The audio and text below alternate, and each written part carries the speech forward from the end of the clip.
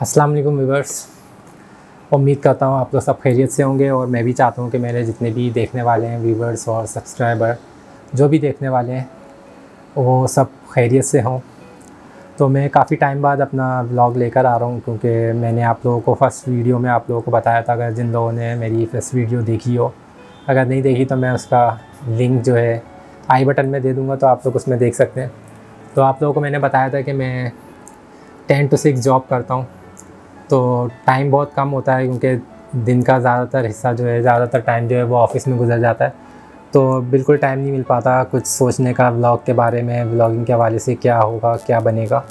तो ये एक बड़ा मसला है कंटेंट का कि मैं कंटेंट क्या बनाऊँ, और आई थिंक ये बहुत से यूट्यूबर्स का इशू होगा, बहुत से लोगों का मसला होगा कि कंटेंट क्या बनाएं, ये समझ नहीं आता। ज़्यादातर टाइम जो है मेरा सारा ऑफ़िस में गुजर जाता है, फिर वहाँ से आके कुछ घर के काम होते हैं और चीज़ें करनी होती हैं बहुत सी, तो वो उसमें इतना टाइम मौका मिल नहीं पाता, तो कुछ उसमें कुछ समझ नहीं आ रहा होता कि क्या बनाएं। अब वही डेली रूटीन, अगर एक ही चीज़ मैं वीडियो बनाता रहूँ कि ऑफ़िस से आने के बाद क्या करता हूँ मैं, एक ही चीज़ आप लोग भी नहीं देखना चाहेंगे। आज मैं काफ़ी टाइम के बाद आया था, तो मैं अभी काफ़ी दिन से सोच रहा था कि मैं कंटेंट क्या बनाऊँ, क्या क्रिएट करूँ, काफ़ी आइडियाज़ मैं सोच रहा था। तो कहीं घूमना फिरना इतना होता नहीं क्योंकि ज़ाहिर है जॉब है, जॉब की वजह से कहीं घूमने के लिए मैं निकल नहीं सकता। तो इस वजह से मैंने सोचा कि क्यों ना कुछ वीडियोस जो हैं शुरू की, सिटिंग वीडियोस बनाऊं, कुछ ट्यूटोरियल्स आप लोगों के साथ शेयर करूं, कुछ अपने जो लाइफ के पास्ट में जो मेरे साथ जो एक्सपीरियंस हुए, जो वाक़यात हुए, जो भी चीज़ें थी, वो चीज़ें मैं आप लोगों के साथ शेयर करूं। तो वही मैं काफ़ी दिनों से सोच रहा था आइडियाज़। तो आज मैंने एक टॉपिक निकाला था जो मेरे साथ अभी कुछ तकरीबन 5-6 महीने पहले हुआ था। वो रोड एक्सीडेंट था मेरे साथ। जो एक्सीडेंट हुआ था उस वक्त मैं व्लॉगिंग नहीं कर रहा था। व्लॉगिंग का तो अभी मैंने रमज़ान में शुरू किया सब चीज़, जो कि बहुत बुरा था क्योंकि ज़ाहिर है एक्सीडेंट है, वो कोई अच्छा तो होगा नहीं। कि वीडियो में मैं आप लोगों से वो शेयर करता हूँ। तो आपने वीडियो के टाइटल से देख ही लिया होगा, रॉन्ग वे नो वे। तो मेरे साथ भी यही हुआ। मैं जो ऑफ़िस नॉर्मली बाइक पर ही जाता हूँ, नॉर्मली क्या वैसे ही मैं बाइक पे जाता हूँ, बाइक यूज़ करता हूँ, मेरे पास बाइक है। तो नॉर्मली मैं बाइक पे जा रहा था, तो एक जगह आती है घर से थोड़ा सा तकरीबन 5 से 10 मिनट के डिस्टेंस के बाद एक जगह आती है, वहाँ से मिल एरिया शुरू हो जाता है, इंडस्ट्रियल एरिया। तो वहाँ पे काफ़ी जो रोड था टूटा हुआ था, ख़राब था, पानी पड़ा हुआ था। तो मैं रॉन्ग वे से निकलना, मैंने चाहा कि मैं चलें रॉन्ग वे से निकल जाता हूँ, रोड ख़राब पड़ा है, ऐसा ना पानी है, कोई गहरा गड्ढा हो या कुछ हो, इस तरीके से कुछ ज़्यादा सीन ना हो जाए। तो मैं क्या, और भी बहुत से लोग थे जो वहाँ से रॉन्ग वे से जा रहे थे, तो मैं भी चला गया। सुबह का टाइम था, सुबह से मतलब इतनी भी सुबह नहीं थी, तकरीबन 9:30-10 बजे का टाइम था। तो मैं रॉन्ग वे में जा रहा था अपनी नॉर्मल स्पीड पे। तो लेफ़्ट राइट पे शॉप्स बनी हुई थी, बाइक की रिपेयरिंग की शॉप्स थी, और भी बहुत सी शॉप्स थी। तो वहाँ से एक बच्चा पता नहीं कहाँ से एकदम से अचानक से भागता हुआ आया, फुटपाथ पे खड़ा हुआ था। मैं भी अपनी नॉर्मल स्पीड पे जा रहा था। जैसी मैं उस बच्चे के पास पहुंचा हूँ, बच्चे ने बस रॉन्ग वे की वजह से उसने मेरी तरफ रॉन्ग वे पे नहीं देखा, उसने दूसरी तरफ राइट वे से जहाँ से गाड़ियाँ आ रही थी उसने वहाँ से देखा और एकदम से वो भागा। तो वो जैसी भागा और मैं जैसी वहाँ पे पहुँचा हूँ तो उसने मेरी बाइक को हिट किया। तो ये चलें, शुक्र है कि बच्चे को तो अल्लाह का शुक्र है कि कुछ नहीं हुआ, उसने सिर्फ मेरी बाइक को हिट किया, तो वो उसकी वजह से थोड़ा सा वो गिरा और गिरा उठ के फिर वो एकदम से भाग गया, क्योंकि आई थिंक उसे इतना नहीं लगा था। अगर ज़्यादा उसे कुछ हुआ होता तो वो शायद नहीं उठ पाता, लेकिन वो तो खैर उठ के भाग गया। उसने जब मुझे हिट किया तो मेरी बाइक एक नॉर्मल स्पीड में थी, आई थिंक 40-50 की स्पीड में होगी। तो मैं जिस तरह से गिरा हूँ बाइक पे, दोनों हाथ मेरे ज़मीन पे और हाथ जो है मेरे बिल्कुल यूँ मुड़ गए, जिसकी वजह से मेरे इस हाथ की जो हड्डी थी वो ब्रेक हो गई। यहाँ का जो ये रिस्ट होती है, ये जो रिस्ट है, यहाँ का जो जॉइंट होता है, वो मेरे एक्सीडेंट की और हेलमेट की इमेज जो है वो आप लोग देख सकते हैं। तो ये हाथ जो है, अभी तो खैर काफ़ी टाइम हो गया, अब काफ़ी अल्लाह का शुक्र है कि बेहतर हो गया, लेकिन अभी भी ज़ाहिर है एक जो नेचुरल चीज़ होती है तो वो बात नहीं है। राइट हैंड में, इस हाथ में जो है, यहाँ से मेरे एल्बो से लेके एल्बो की तरफ से फ्रैक्चर हुआ था। लेकिन ये फ्रैक्चर तो खैर इतना ज़्यादा नहीं था, नॉर्मल सा था, छोटा सा था। तो वो कुछ दिनों में रिकवर इसका प्लास्टर खुल गया था, लेकिन जो इस हैंड का जो प्रॉब्लम हुई थी, जो रिस्ट का जॉइंट जो है वो ब्रेक हो गया था, उसमें तकरीबन मुझे 3 से 4 महीने लग गए। तो ये मेरी वीडियो बनाने का और शेयर करने का मकसद जो है वो मैं आप लोगों को बताता हूँ। जो इस वीडियो के मेरे 2 मकसद है बनाने के। एक तो ये कि लाइफ में कभी भी कुछ भी हो जाए, रॉन्ग वे आपने बिल्कुल भी नहीं उसको अपनाना है, क्योंकि रॉन्ग वे ही होता है। स्टार्टिंग में या कुछ टाइम के लिए हो सकता है कि आप लोगों को अच्छा लगे, वो मैं सिर्फ बाइक के हवाले से या ड्राइविंग के हवाले से रॉन्ग वे की बात नहीं कर रहा, किसी भी काम के हवाले से वो रॉन्ग वे हो सकता है आप लोगों को। क्योंकि मैं फ़र्स्ट टाइम रॉन्ग वे पे नहीं जा रहा था, मैं नॉर्मली रोड जो है काफ़ी टाइम से टूटा हुआ था, तो मैं काफ़ी टाइम से रॉन्ग वे यूज़ कर रहा था। मैं रॉन्ग वे हरगिज़ नहीं लेना, क्योंकि रॉन्ग वे रॉन्ग ही होता है, वो शॉर्टकट होता है या रॉन्ग वे होता है, वो चल जाता है, लेकिन हर दफ़ा कामयाब नहीं होता। तो मेरा मकसद यही है कि आप लोग कोई भी काम करें, थोड़ा टाइम लग जाए उसमें, लेकिन राइट वे करें। तो इसलिए रॉन्ग वे नो वे। तो जो दूसरा मेरा मकसद, एक्सीडेंट हुआ था उसके बाद ज़ाहिर है मैं फिर कुछ भी कर नहीं पा रहा हूँ, ऑफिस से ऑफ हो गया होगा, और जो घर के जो मामलात हैं, दूसरे काम हैं, बहुत सी चीज़ें नहीं कर पा रहा हूँ, फिर ट्रीटमेंट चला होगा, काफ़ी ख़र्चा हुआ होगा, ये सब चीज़ें सोच रहे होंगे। तो मैं आप लोगों को सब बताता चलूँ कि ऐसा कुछ नहीं हुआ था। हाँ, जो मेरा एक्सीडेंट था वो बहुत सीरियस था। हाथ की हड्डी टूटी थी। ज़ाहिर है आप लोगों को पता है हड्डी टूटना कोई आसान बात नहीं होती है, और हड्डी टूट के जो दर्द होता है, आई थिंक बहुत से लोग होंगे जिनके साथ ये एक्सीडेंट हुआ होगा। जब मैं इमरजेंसी में गया था एक सर्जन के पास, जो कि हड्डियों का ही सर्जन, तो उसने फ़र्स्ट टाइम में, तो आप लोगों को पता ही है डॉक्टर के पास जाओ तो वो तो आप लोग पे इतना डरा देते हैं, इतना वो कर देते हैं, आप लोगों के पेशेंट के दिल में, दिमाग में इतना डर बिठा देते हैं कि बस वो फ़ौरन से जो डॉक्टर ने बोला वो करने लग जाए। मैं गया, दिखाया हाथ, उसने एक्सरे लिख के दिया कि आप सबसे पहले एक्सरे करवा लें।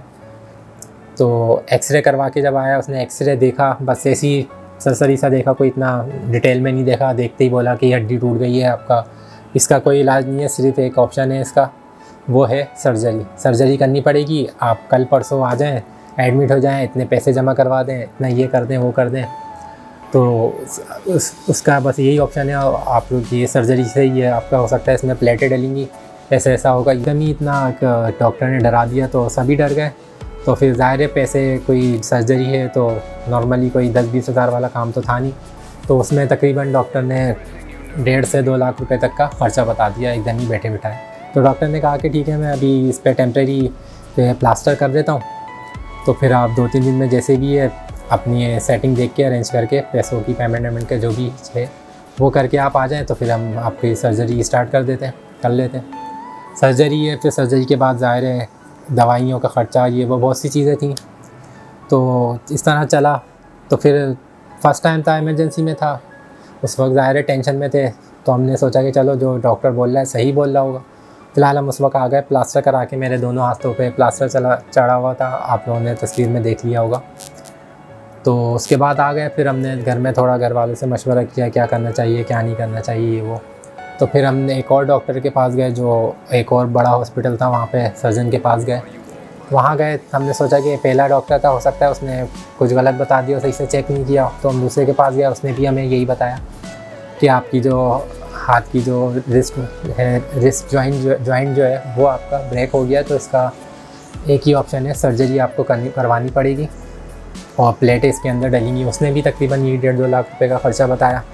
तो हमने बोला ये क्या, तो हम वहाँ पे भी ज़ाहिर सुन के तो हमें फिर यकीन हो गया कि हाँ वाकई में जो पहले डॉक्टर ने बताया हड्डी टूटने का, वो वाकई में हुआ है, तो अब इसकी ज़ाहिर सर्जरी करवानी पड़ेगी।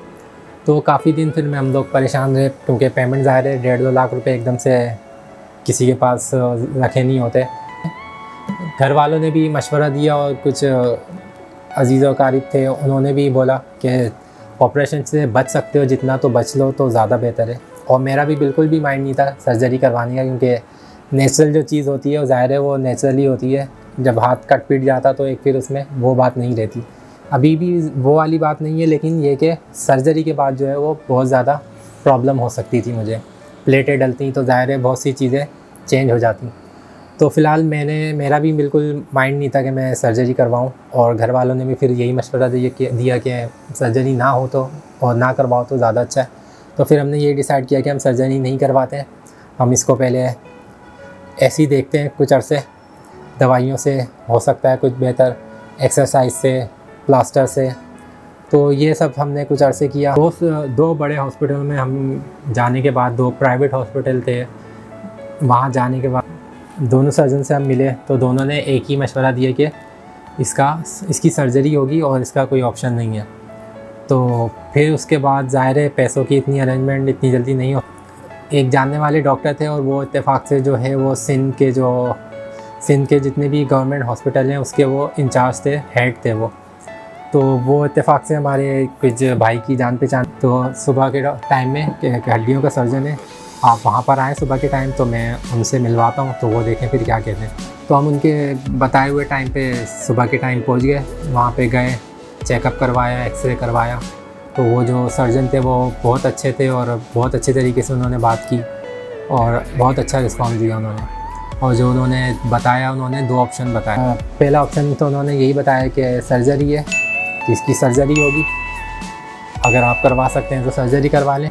तो दूसरा ऑप्शन उन्होंने हमें ये दिया कि हम एक ट्राई कर सकते हैं बगैर सर्जरी किए, हम इसके जॉइंट जो है, रिस्ट का जॉइंट जो हिल गया है, जो टूट गया है, उसको हम ऐसे ही बिठा के चेक करते हैं, कुछ दिन ट्राई करते हैं। अगर इससे काम हो जाता है, उससे अगर जो आपका जॉइंट हिल गया है, जो टूट गई हड्डी, वो अगर बैठ जाती है, उसके बाद हम प्लास्टर करके उसको कुछ दिन ट्राई करते हैं, देखते हैं, एक्सरे करके चेक करते रहते हैं, देखते हैं अगर वो उससे कुछ बेहतरी आती है तो फिर आप सर्जरी से बच सकते हैं, वरना फिर लास्ट जो ऑप्शन है फिर आपका सर्जरी है वही करवाना पड़ेगा। तो हमने सोचा कि चलें, आपने दूसरा ऑप्शन तो दिया है, कम से कम दूसरे प्राइवेट हॉस्पिटल वालों ने तो वो भी ऑप्शन नहीं दिया था, डायरेक्ट सर्जरी का बोल दिया था। तो फिर हमने सेकंड ऑप्शन जो है हमने उस पर हमने एग्री हुए और हमने बोला कि ठीक है चलें, आप जो है वो सेकंड ऑप्शन जो है वो आप ट्राई कर लें, देखते हैं, अगर हो जाता है कामयाब तो अच्छी बात है, सर्जरी से और एक बड़े ख़र्चे से हम बच जाएंगे। तो फिर यही हुआ, उन्होंने हमें टाइम दे दिया, हमें फिर उस टाइम पे बुलाया, तो हम उस टाइम पे चले गए ऑपरेशन थिएटर में। वहाँ पे उन्होंने मुझे बेहोश किया, बेहोश करके उन्होंने मेरे जो हाथ की हड्डी थी उन्होंने खींच खाच के, जो भी था, ज़ाहिर है उस वक्त मैं बेहोश था, नींद बेहोशी की हालत में था, तो उतना मुझे पता नहीं, थोड़ी बहुत उस वक्त जब उन्होंने शुरू किया था थोड़ा मैं नींद बेहोशी में था, फिर उसके बाद पूरा बेहोश हो गया था। तो उन्होंने हड्डी हाथ जो है खींच खाच के, पता नहीं जो भी करके उन्होंने सेट किया, वो सेट करके फिर उन्होंने पूरे हाथ पे प्लास्टर कर दिया। हाँ, यहाँ पे मैं एक चीज़ मैं आपको बता दूँ जो मेरे साथ एक बहुत अजीब ही एक्सपीरियंस हुआ। मुझे भी आइडिया नहीं था कि इस तरह हो सकता है कि तकलीफ़ इस हड्डी टूटने की तकलीफ़ का शायद आप लोगों का आइडिया लगा सकें। जब उन्होंने मुझे इंजेक्शन दिया बेहोशी का, तो आहिस्ता आहिस्ता मैं नींद बेहोशी में होकर बेहोश हो गया। उसके बाद जो है जब उन्होंने हाथ मेरा खींचा है, हाथ मतलब हड्डी बिठाने के लिए जब उन्होंने हाथ खींच के थोड़ी हड्डी आगे पीछे की है, तो मैं बता नहीं सकता उस वक्त इतनी शदीद तकलीफ़ थी कि मैं बेहोश था, बेहोशी की हालत में मेरी चीखें निकल गई, मैं बिल्कुल तड़प गया था बेहोशी की हालत में, मैं आपको बता रहा हूँ। तो उस वक्त 2 बंदे थे जो मेरे दोनों हाथ पकड़े थे, 2 बंदे थे जो मेरी टांगें पकड़े हुए थे, और जो एक डॉक्टर था और एक फ़ीमेल डॉक्टर थी, तो वो दोनों मेरे हाथ पकड़ के उसकी सेट कर रहे थे, आगे पीछे हिला जुला के हड्डी जो है बिठाने की कोशिश कर रहे थे। तो उस वक्त मैं ये बताना चाह रहा हूँ कि तकलीफ़ इतनी शदीद थी कि मैं पूरा बेहोश हुआ था, और उस बेहोशी की हालत में भी मेरी चीखें निकल गई थी। फिर उन्होंने जैसे तेरे करके फ़िलहाल जितना बर्दाश्त हो सका बर्दाश्त किया करके उन्होंने प्लास्टर बांध दिया। तो फिर अल्लाह का शुक्र है, अब ये हाथ आप लोग देख सकते हैं कि मैं पूरा उस जैसा तो नहीं, मैं जैसे ये पूरा मूव कर रहा है उस तरह ये पूरा 100% मूव नहीं होता, लेकिन ये कि काफ़ी बेहतर है। तो ये थी मेरी आज की स्टोरी। तो आई होप कि आप लोगों को इससे कुछ सबक मिला हो, कुछ आप लोगों ने सीखा हो कि गलत रास्ता किसी भी सूरत आप लोगों को नहीं अपनाना चाहिए। और मैंने भी इससे एक चीज़ सीखी है कि अब गलत रास्ता, रॉन्ग वे बिल्कुल भी मैं नहीं लूँगा। तो अब मैं अभी भी वो रोड बना नहीं है, वो अभी भी रोड ख़राब है, उधर पानी पड़ा होता है, गड्ढे वड्ढे पड़े हुए, लेकिन मैं उसी राइट वे से जाता हूँ, थोड़ा बाइक स्लो करके एक तरीके से आराम से बिल्कुल निकलता हूँ वहाँ से, ताकि कोई ज़्यादा मसला ना हो। तो आई होप कि आप लोगों ने भी कुछ सीखा होगा कि रॉन्ग वे पे, ज़ाहिर है रॉन्ग वे ही होता है, कुछ भी कर लें कभी ना कभी आप लोगों को उससे नुकसान हो सकता है।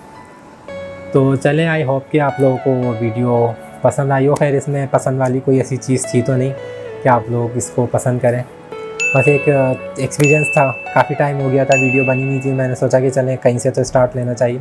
तो मैंने एक यही माइंड में मेरी स्टोरी आई, तो मैंने सोचा कि आप लोगों से अपना एक्सपीरियंस शेयर कर लेता हूँ। आप लोगों का एक लाइक और जो आप लोग सब्सक्राइब करते हैं उससे काफ़ी मोटिवेशन मिलती है आगे की वीडियोस बनाने के लिए। तो आई होप कि आप लोग समझ रहे होंगे, तो लाइक और सब्सक्राइब लाजमी कर दीजिएगा।